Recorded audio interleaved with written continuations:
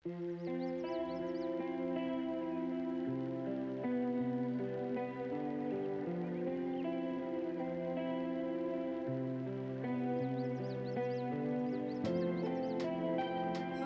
All, welcome to our channel.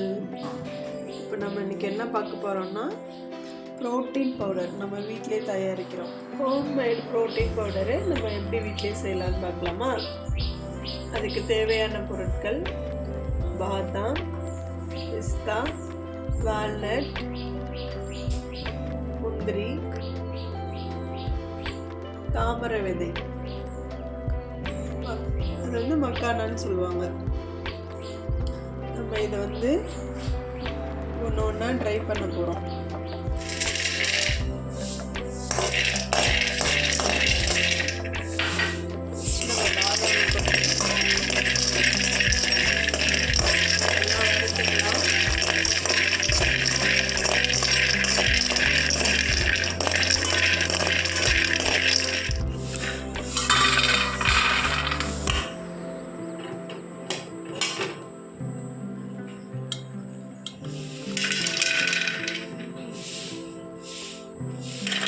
அடுத்தது மக்கானாவை கொட்டிக்கிறோம்.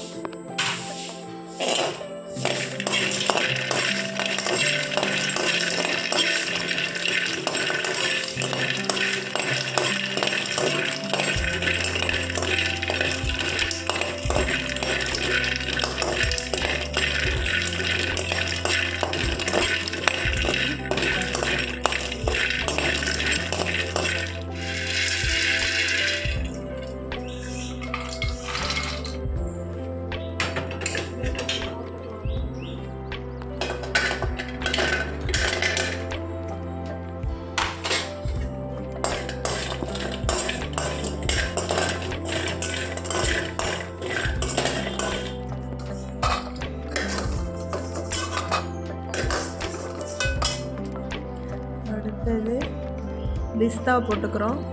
பிஸ்தா போட்டுக்கிட்டு அதோட முந்திரியை போட்டுக்கிட்டு நல்லா ஃப்ரை பண்ணிக்கிறோம். ஃப்ரைனா ஒரு நல்ல சூடு, நல்ல ஓரளவுக்கு கை பொறுக்கிற அளவுக்கு சூடானது நிறுத்திக்கலாம். ரொம்ப போட்டு ஃப்ரை பண்ணிக்க வேணாம்.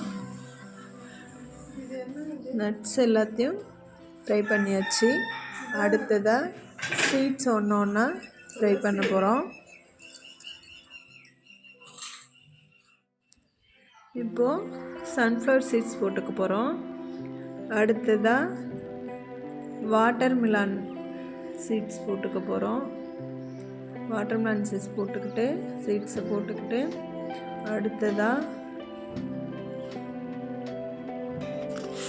அடுத்ததாக பம்ப்கின் சீட் போட்டுக்க போகிறோம். அடுத்தது ஃப்ளாக்ஸ் சீட் போட போகிறோம்.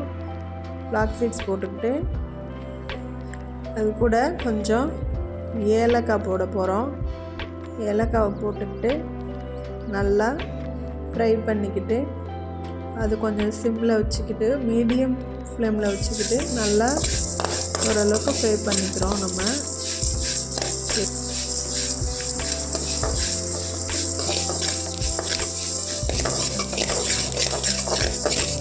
இந்த சீட்ஸ் வந்து ஒவ்வொரு சீட்ஸுக்கும் ஒரு பெனிஃபிட் சொல்லுவாங்க.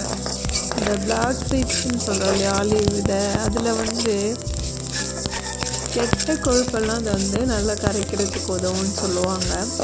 அடுத்தது வந்து பம்ப்கின் சீட்ஸுக்கு வந்து முடி வளர்ச்சிக்கெல்லாம் நல்லதுன்னு சொல்லுவாங்க.